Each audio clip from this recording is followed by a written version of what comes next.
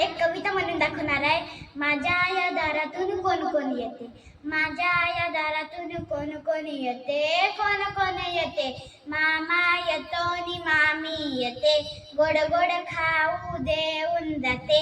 माझ्या या दारातून कोण कोण येते, कोण कोण येते. काका येतात नि काकी येते, छान छान भावनी देऊन जाते.